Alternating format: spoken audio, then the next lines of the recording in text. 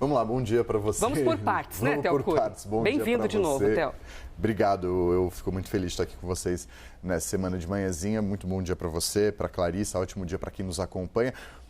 O que deve acontecer agora, Elisa, Clarissa e quem nos acompanha, é um Senado analisando esse texto respaldado pelas ruas. Isso é o que pode se depreender nesse primeiro momento a partir dessa manifestação. De fato, não foi uma manifestação gigantesca, como poderia ser, mas foi uma manifestação muito grande e, sim, surpreendente, levando em consideração o histórico das manifestações de esquerda ou centro-esquerda ao longo dos últimos meses e ao longo dos últimos anos. Ela emplacou, ela conseguiu sair de uma indignação das redes sociais e partir, de fato, para uma ocupação das ruas. Isso aconteceu e aí há um mérito para essa mobilização, a despeito de não ter sido gigantesca, imensa, mas foi grande e a essa comparação direto, por exemplo, com o 7 de setembro, de quem é aliado e defende as ideias e as bandeiras do ex-presidente da República,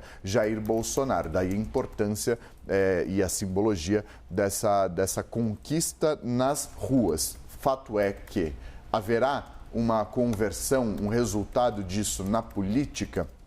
É o que se espera por parte de quem organizou esses atos ontem, ao longo do dia, nas diversas cidades em que eles aconteceram.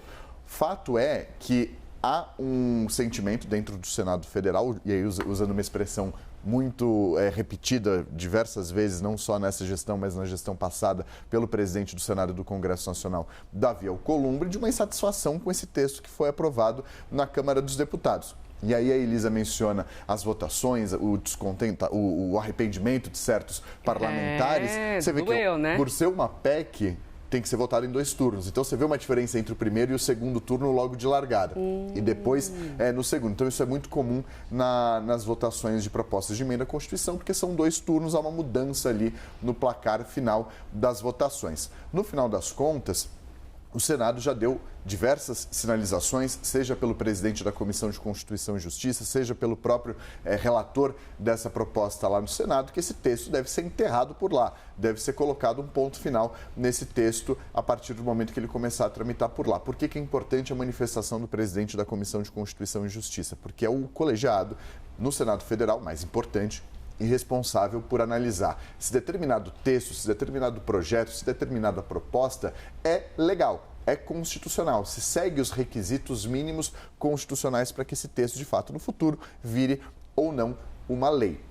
Essas sinalizações são importantes. Agora, o Senado, ao votar isso, terá o respaldo das ruas. Então, esse é um ponto importante. Muito se falou, por exemplo, do projeto de lei da anistia não ter um amplo apoio na sociedade. O que a gente está vendo agora, no caso específico da PEC da blindagem, é um apoio amplo, se levar em consideração esse recorte das manifestações de ontem, no sentido contrário ao avanço desse texto. Um texto que foi encampado por partidos de centro, pelos partidos do centrão. E, obviamente, isso também, de certa forma, causa indignação em grande parte da população, causa indignação em uma parte expressiva dos eleitores que foram ontem às ruas, e aí isso não está restrito, obviamente, à esquerda. A gente falou disso na abertura do jornal, isso vai para além da esquerda, obviamente, um movimento capitaneado, mobilizado por grupos de esquerda, por sindicatos, por partidos